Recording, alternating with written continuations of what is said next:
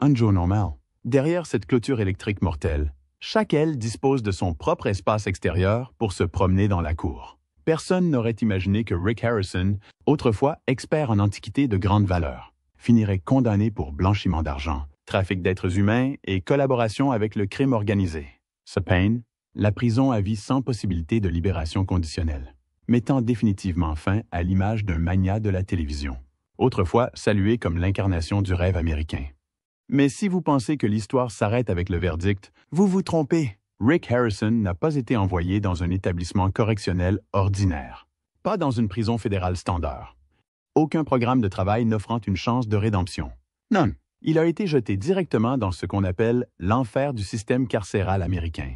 L'ADX Florence, une prison à sécurité maximale qui abrite les détenus les plus violents et les plus dangereux du pays. Terroristes, tueuses en série, barons de la drogue impitoyable. Voilà où ils finissent.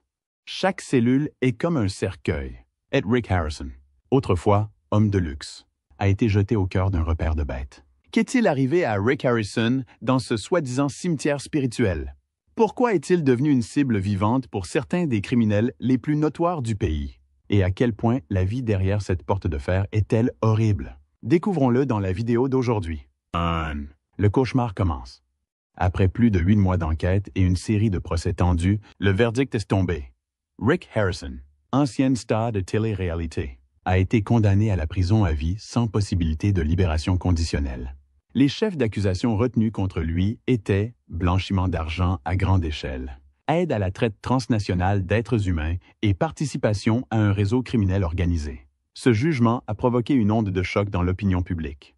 Mais pour Rick, ce qui l'a stupéfié, ce n'était pas la longueur de la peine, mais l'endroit où il allait être envoyé, ADX, Florence, dans le Colorado, surnommé l'Alcatraz des Rocheuses, la prison à sécurité maximale la plus célèbre des États-Unis, et peut-être la plus dure au monde. Isolé, loin de toute ville, entouré des vents froids du désert et de terres arides, ADX Florence est l'endroit où le gouvernement américain enferme les détenus considérés comme trop dangereux pour être gérés. Même au sein du système carcéral, on y a détenu Ted Kaczynski, une bomba, Ramzi Youssef, l'auteur de l'attentat du VTC de 1993, El Chapo, le baron de la drogue mexicaine, et Richard Reid, l'auteur de l'attentat à la chaussure piégée. À l'intérieur de ces murs de béton épais de plusieurs mètres, les interactions humaines sont quasi inexistantes. Les détenus sont confinés dans des cellules d'isolement 23 heures sur 24. Les repas sont servis par une fente dans la porte. La cour d'exercice n'est qu'une petite cage métallique sur le toit, où les prisonniers respirent librement 1 heure par jour. Rick savait qu'il n'était pas comme ces hommes. C'était un homme d'affaires déchu, pas un meurtrier de masse ni un terroriste. Mais le système ne fait pas la distinction. Une fois étiqueté à haut risque, on est enfermé avec les bêtes, peu importe le nombre de costumes qu'on porte ou d'interviews qu'on donne à la télévision nationale. Le jour où Rick a été transféré à l'ADX Florence, on aurait dit d'un film. Sauf que celui-ci n'avait pas de fin heureuse, menotté aux poignets et aux chevilles, la tête couverte, escorté par une unité de sécurité armée. Lorsque la porte en acier claqua derrière lui, il comprit qu'à partir de ce moment, il n'était plus Rick Harrison, juste un numéro de dossier à gérer. Ça aussi, NCC, une menace à isoler à jamais. Son premier jour fut un choc psychologique. Rick, qui vivait autrefois dans une villa de Las Vegas, conduisait des voitures de sport, dînait dans des restaurants 5 étoiles, se retrouvait désormais face à une cellule de 2,1 mètres sur 3,6 mètres, au plafond de bas, sans fenêtre, sans voie. Le lit était une dalle de béton avec un matelas fin. Les toilettes étaient fusionnées avec un lavabo en acier. Des néons restaient allumés 24 heures sur 24, 7 jours sur 7, même lorsqu'il essayait de dormir. L'odeur de moisi mêlée à l'eau de javel industrielle me frappait comme un coup de poing au cerveau. On avait l'impression de vivre dans une cocotte minute géante, humide et étouffante. Il n'y avait personne à qui parler. Aucun bruit, hormis le cliquetis des serrures et la voix glaciale de l'interphone. Rick hurla le premier jour, sans réponse. Il frappa à la porte, implora en garde, mais n'entendit qu'une seule phrase dans le haut-parleur, « Habitue-toi ». Cette phrase fut le glas du monde qu'il avait connu. Le sentiment d'être privé de tout, du droit de choisir au droit de parole, plongea Rick dans un état psychologique catastrophique. Il resta sans manger les 2 premiers jours. vomite à cause d'un choc thermique et ne put dormir. Chaque fois qu'il fermait les yeux, il rêvait qu'on le déshabillait devant une foule en liesse. Les souvenirs de sa chambre chaleureuse et lumineuse à Las Vegas lui donnaient l'impression d'étouffer. Chaque fois qu'il se rappelait que c'était maintenant son foyer pour la vie, son corps se recroquevillait comme s'il avait reçu un coup de poing en pleine poitrine. Mais pire que la cellule elle-même, c'étaient les voisins. Ces silhouettes invisibles enfermées à un mur de là, enfouies avec lui dans l'ADX. C'étaient des criminels notoires, des hommes qui avaient tué des dizaines de personnes, fabriqué des bombes, empoisonné des communautés. Rick ne les avait vus qu'aux informations. Et maintenant, il dormait à quelques mètres d'eux. Chaque bruit, un petit rire rauque et maniaque, un bruit sourd contre le murmure inquiétant d'un chant nocturne, lui donnait la chair de poule. Parce qu'il ignorait, Anjoa, l'un d'eux trouverait le moyen de lui parler par les canaux clandestins de la prison. Dès les premiers jours, Rick commença à comprendre une règle tacite. Personne ne vous apprend, mais tout le monde apprend. Ainsi, personne ne vous aide à moins d'y trouver son compte. Et si vous êtes le seul homme du quartier sans rien à offrir, sans pouvoir, sans réputation, sans alliance, la seule chose qui vous en reste, c'est la peur. Et cela fait de vous la cible idéale. C'est là que Rick a compris que le cauchemar en prison ne commence pas par le sang, mais par le regard glacial des hommes qui attendent votre première erreur. 2. La proie. Rick est la ligne de mire des autres prédateurs. En prison, ce n'est pas la loi qui régit les comportements. Ce ne sont pas les règlements officiels qui comptent. C'est le code non écrit. Les forts s'attaquent à nos faibles. Et les plus détestés sont les premiers à être ciblés. Pour Rick Harrison. La célébrité était autrefois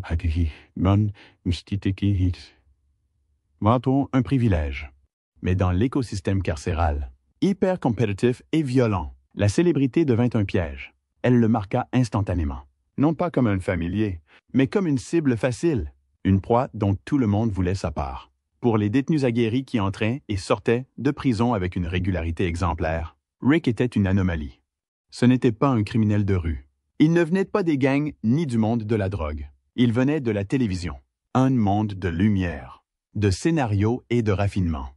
Cela faisait de lui un outsider, et aussi un appât vivant. In prison, il y a 3 types de personnes auxquelles chacun veut avoir accès. Les riches, les informés et les exploitables. Rick cochait ces 3 cases. Les anciens détenus l'ont bien compris. Pour eux, Rick n'était pas une célébrité qui a atterri ici. C'était un porte-monnaie ambulant. Un appât pour une organisation. Quelqu'un accusé de crimes contre la dignité humaine. Même en prison, c'est méprisé. Les accusations de traite d'êtres humains ont rendu la position de Rick particulièrement dangereuse. Selon un rapport du ministère de la Justice américain de 2022, plus de 40% des incidents violents en prison résultent de l'appréciation mutuelle des crimes commis par les détenus, notamment ceux impliquant des enfants, des délits sexuels ou la traite. Rick, déjà dénoncé par les médias et condamné par le public, n'avait nulle part où se cacher. Dès sa première semaine, il commença à sentir le danger. On le voyait à la cafétéria. Des questions désinvoltes sur ses accusations, des commentaires chuchotés en passant, un avertissement grossier gravé sur le mur près de son lit. Tout indiquait une chose. Il était surveillé. Mais le pire, il ignorait qui le surveillait, ni qui allait frapper. In prison, les menaces ne sont jamais directes. Tout est au vague, indirect, si bien que les faibles ignorent d'où vient de la peur. Une coupure cachée dans la douche, une chute fortuite dans l'escalier métallique, un plateau repas qui n'était pas le sien. Rick commença à vivre en alerte constante. Il mangeait debout, dos à mur. Il ne s'autorisait jamais à dormir trop profondément. Il cachait son rasoir derrière son savon pour que personne ne puisse le lui arracher. Mais tout cela n'était qu'une défense instinctive. Parce que Rick savait qu'il était au bas de l'échelle. La violence en prison ne se résume pas à poignarder. Frappa ou tuer. Elle est orchestrée, calculée, parfois invisible. Chaque prison a ses factions au pouvoir, ses groupes raciaux, ses alliances régionales, ses mafias clandestines. Rick n'appartenait à aucune d'entre elles, aucune crédibilité, sans antécédents criminels, sans protection. Pour ceux qui détenaient tant le pouvoir, il était facile à modeler ou à contraindre à jouer leur jeu. Un homme qui possédait autrefois des millions avait accès à des avocats, à la presse et aux médias, et qui pouvait devenir un outil précieux s'il était exploité correctement. Et lorsque Rick a refusé de jouer le jeu, de choisir un camp, de payer pour sa protection. D'être le pion de quelqu'un, il a été officiellement qualifié de problème. Un groupe a envoyé quelqu'un pour discuter. Non pas pour menacer directement, mais pour montrer ce qui arriverait s'il ne coopérait pas. Un nouveau détenu battu à mort pour avoir agi avec trop d'orgueil. Un autre dépouillé de tout pour ne pas avoir partagé un colis de soins. Rick a compris le message haut et fort. Devenir un instrument ou un exemple. C'est là que les subtils jeux d'esprit ont commencé. Un inconnu qui tente de se montrer amical, engage la conversation et propose de l'aider à s'adapter. Une invitation à partager un repas. Toujours assorti de conditions. Un mot plié sous son oreiller. On sait qui vous êtes. Nous-oh. Chaque acte était une forme de guerre psychologique. C'est une tactique carcérale classique. Pas de coups, juste du manque de sommeil. De la confusion et de l'érosion mentale. Briser l'esprit.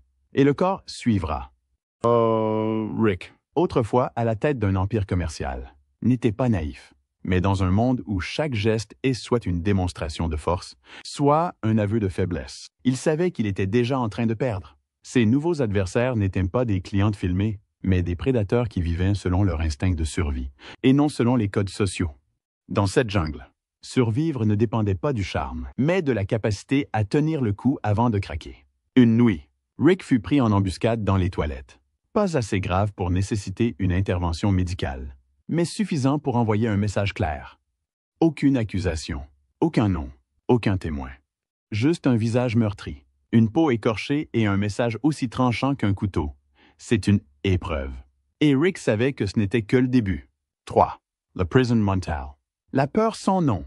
Imprison. Ce ne sont pas les coups ou les blessures qui brisent une personne. C'est le long silence entre les menaces, où le silence blesse comme un couteau et où l'esprit devient un champ de bataille.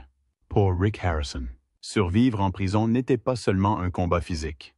C'était une captivité prolongée dans son propre esprit. Chaque nuit blanche n'était pas causée par un bruit, mais par un murmure dans sa tête. Aujourd'hui était le dernier jour. La peur, ainsi, n'avait pas de forme précise. Cela ne provenait d'aucune personne en particulier, et cela ne s'annonçait pas. Cela s'insinuait par les escaliers, le silence pesant des repas, des objets personnels légèrement déplacés, des pas qui s'arrêtaient devant la porte de sa cellule au cœur de la nuit. Rick avait déjà été confronté à des négociations à enjeux élevés impliquant des millions de dollars, mais rien ne l'avait préparé à une telle impuissance. Dans un endroit où chacun cache ses véritables intentions, c'est l'inconnu qui vous brise en premier. Le sommeil devenait plus difficile. Le repos arrivait par fragments, toujours interrompu par l'anxiété.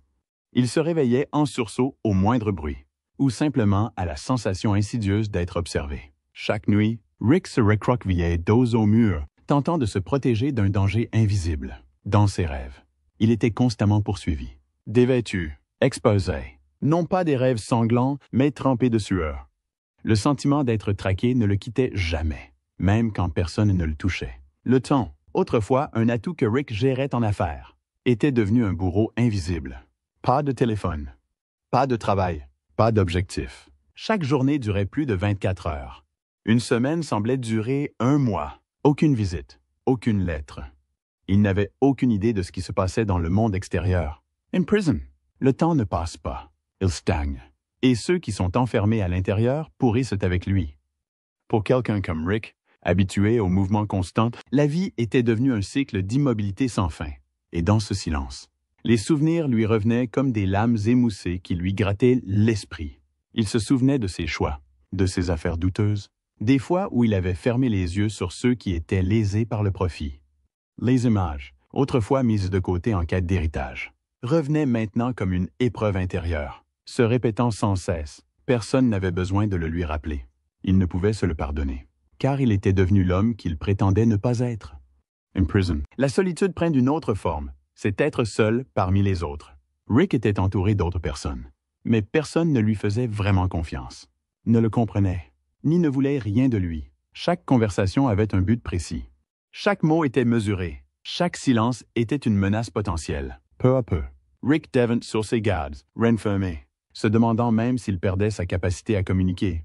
Même ses émotions commençaient à se déformer. Certains jours, il se réveillait complètement apathique, sans peur, sans espoir, sans regret. Cet engourdissement, qui lui semblait un bouclier, était en réalité le premier signe d'épuisement mental. Et c'est là le plus dangereux, quand la peur n'a plus de nom, place de forme. plus d'effet sur votre rythme cardiaque. C'est là que votre esprit commence à s'effondrer. Selon l'Institut national américain de la santé mentale, NIMH, 64% des détenus souffrent d'au moins une forme de trouble anxieux après 6 mois de détention. Pour ceux qui, comme Rick, subissent une pression sociale et un sentiment de culpabilité intense, le taux est encore plus élevé. Les symptômes habituels, insomnie, paranoïa, crises de panique, évoluaient progressivement vers une dépression sévère. Rick commença à avoir des crises de panique soudaines. Parfois, un simple bruit étrange suffisait à le faire s'agripper au bord de son lit. Ensua, les yeux rivés sur la porte de sa cellule. Il commença à douter de tout le monde, même des rares personnes qui avaient fait preuve de gentillesse. Attendait-il quelque chose? Ai-je trop parlé? Ces questions tournaient en boucle, érodant sa capacité à réfléchir clairement. Un jour, Rick resta assis en silence pendant des heures, incapable de se rappeler pourquoi il était en prison. Non pas parce qu'il avait oublié ses crimes, mais parce que son esprit avait commencé à se déconnecter de la réalité. Une défense psychologique appelée dissociation. Lorsque la douleur émotionnelle dépasse la capacité à la gérer, la submerger. C'est à ce moment-là qu'il a réalisé qu'il entrait dans un état mental dont ni l'argent ni la célébrité ne pourraient le sauver. Le plus effrayant en prison n'était pas les coups, mais le lent effacement de soi. Rick ne savait plus qui il était. Il n'était plus un homme d'affaires. Ce n'était plus un père. Ce n'était plus l'homme de la télévision. Tout ce qui le définissait autrefois lui avait été retiré. Il ne restait plus qu'une ombre, une coquille vide, vivant dans la peur, le doute et l'isolement. 4. Le cauchemar horrifiant. Lorsqu'un homme est poussé au bord de la peur, il s'ensuit généralement l'effondrement du corps. Pour Rick Harrison, le déclin physique ne s'est pas manifesté comme une plaie ouverte. Il est arrivé lentement, s'exsudant par les plus petites fissures, érodant ses organes, ses habitudes et la moindre parcelle de stabilité qui maintenait autrefois son identité.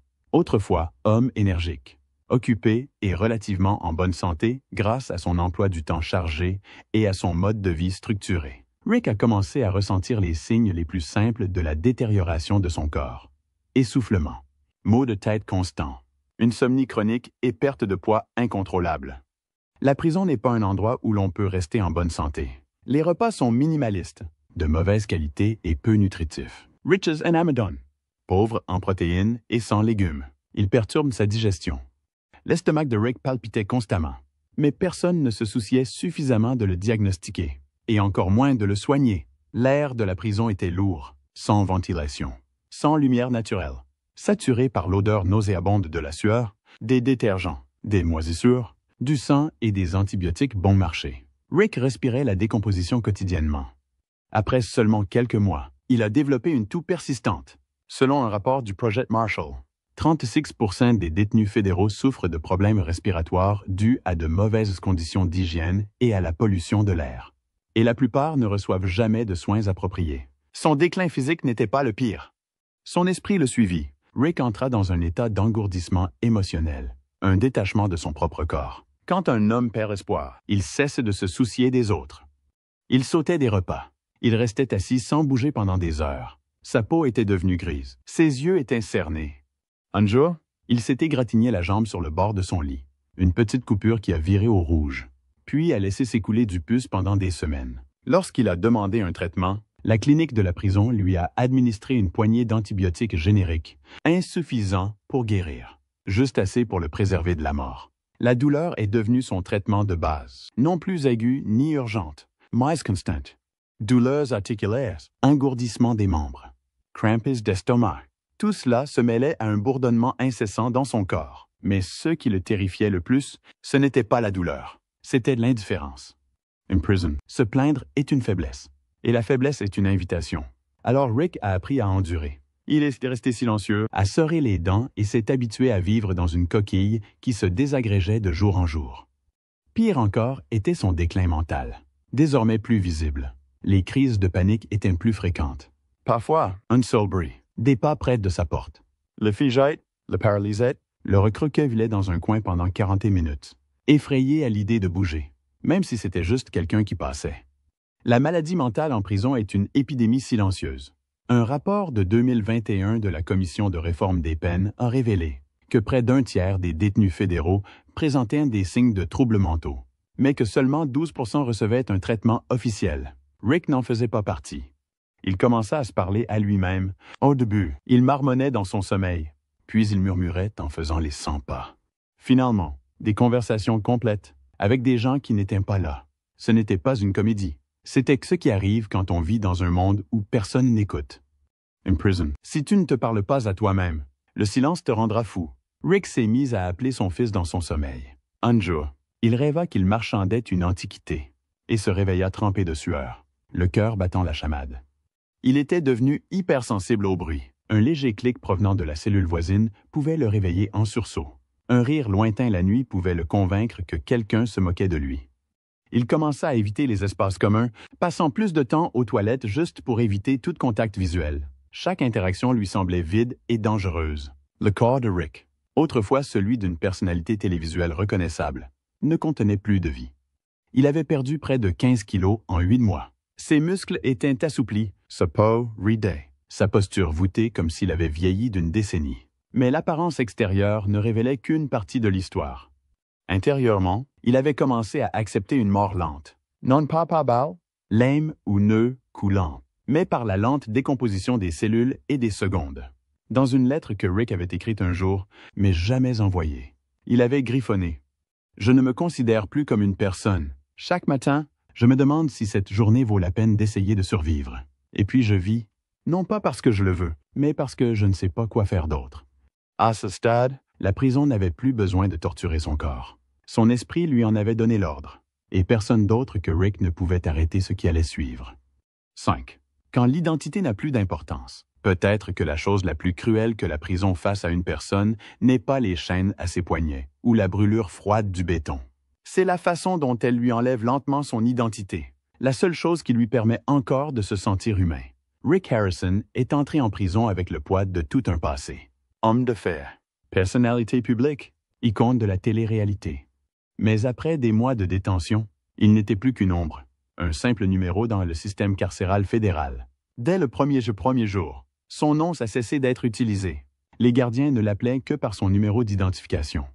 Dans ce système, il portait le hashtag 90 476 173. Une séquence froide et déshumanisante qui remplaçait tous les statuts et étiquettes qu'il portait autrefois. Perdre son nom est le déni le plus fondamental de sa personnalité. Cela transforme quelqu'un avec une histoire, une personnalité, un passé, en une entité anonyme destinée uniquement à être contrôlée. Personne ne lui a demandé comment il se sentait. Personne n'a mentionné qui il était. Et petit à petit, Rick a cessé d'en parler aussi. Cette douleur n'a pas explosé. Elle s'est accumulée, comme une petite blessure qui ne guérit jamais. Quand personne n'a prononcé Ricky Harrison, le souvenir de cet homme a commencé à s'estomper. Apples, fouille de cellules, entretien avec le personnel. Tout lui rappelait qu'il n'était qu'un rouage parmi d'autres d'une routine sans âme. Finalement, il cessa d'essayer de prouver qui il était. Il commença à lâcher prise. Son nom, son image, son héritage, tout cela lui semblait un luxe qui ne cadrait plus avec cette réalité brutale. Pas encore. Le silence le faisait douter de ses propres souvenirs. Avais-je vraiment réussi? Ces années d'or étaient-elles réelles ou juste une utopie alors que je m'effondrais? On ne perd pas son identité parce qu'elle est effacée du système. On la perd quand on cesse de croire en qui on était. Rick commença à s'appeler par son numéro de détenu, dans ses rêves. Il ne se tenait plus derrière les antiquités de la contre-négociation. Il était vêtu de l'uniforme argenté du prisonnier, assis sur un banc d'acier, les yeux creux. In prison, personne ne vous écoute. Opinions, explications, objections. Tout est traité comme une non-conformité. Rick a un jour protesté contre sa détention à l'isolement au-delà de la limite légale. Il a porté plainte, demandé une audience et a été qualifié de perturbateur. Après quelques tentatives supplémentaires, il a compris que s'exprimer ne faisait qu'empirer les choses. Alors il a arrêté. D'abord de manière sélective, puis complètement. Il n'a rien dit de lui. Il n'a pas discuté. Avec le temps, même sa voix intérieure s'est apaisée. Perdre la capacité d'être entendu et cru, c'est perdre la capacité de façonner la réalité. Quand personne ne vous demande, n'écoute ou ne se soucie de ce que vous avez à dire, vous commencez à remettre en question la valeur même du langage. Rick avait autrefois exercé une influence grâce à sa voix. Elle avait résonné sur des millions de téléviseurs. Désormais, personne n'en avait besoin. Ses paroles, qu'elles soient raisonnables ou désespérées, étaient ignorées. Lors d'un incident, Alors qu'il était enfermé avec un groupe de détenus agressifs, il a tenté d'expliquer qu'il n'était impliqué dans aucune dispute. La réponse fut « Tu parles trop. Imposteur ». Après cela, il apprit à se taire, mais la perte de soi ne venait pas seulement de la façon dont les autres le traitaient. Ça a pourri de l'intérieur. Rick a commencé à se mentir à lui-même juste pour s'en sortir. « Je n'ai besoin de personne. Je le mérite.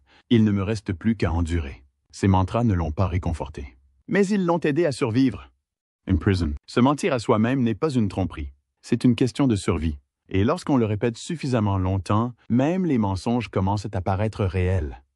Il ne reconnaissait plus ses émotions. Un jour, après avoir appris qu'un codétenu s'était suicidé, Rick hocha la tête et se détourna.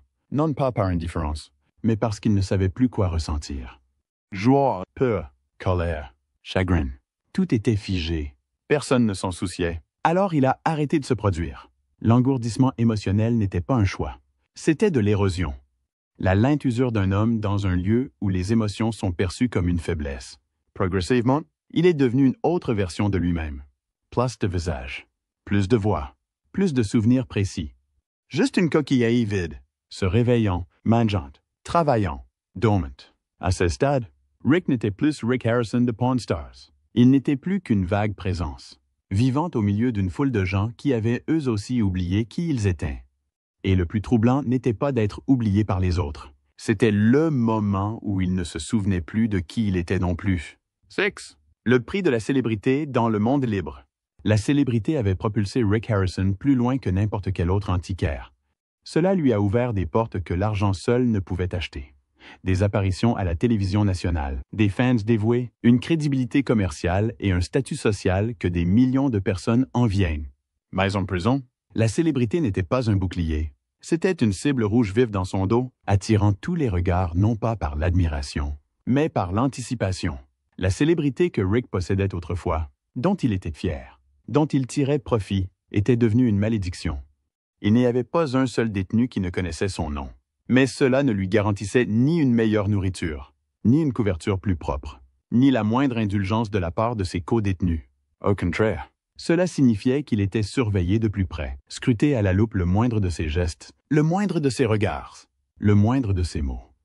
Il est impossible qu'un homme célèbre ne cache rien, murmura un détenu dans son dos. Dans un endroit où tout est obscurci par la suspicion, le nom de Rick Harrison pesait plus lourd que n'importe quelle condamnation, que n'importe quel jugement collectif. Le passé de Rick ne pouvait être enterré en prison. Il était ressorti chaque jour pour le tourmenter. Les articles et reportages télévisés qui révélaient autrefois les recoins sombres de sa carrière, blanchiment d'argent, traffics, lien avec le crime organisé, n'étaient plus des rumeurs. In prison, c'était une condamnation sociale sans appel. Les accusations officielles importaient moins que ce que la foule croyait. Et ici, les gens croyaient que Rick était l'incarnation même de l'imposteur, un renard déguisé en marchand. Les péchés même qu'il tentait autrefois de cacher ou d'excuser étaient désormais des slogans que d'autres utilisaient pour le piétiner en gravissant les échelons. Ces co-détenus, dont beaucoup n'avaient jamais vu un épisode de Pawn Stars, utilisaient son passé comme une arme. « Ah, milliardaire !» ricana quelqu'un tandis que Rick nettoyait la salle de bain. « Tu trafiques vraiment des gens. Hein? Dis-nous.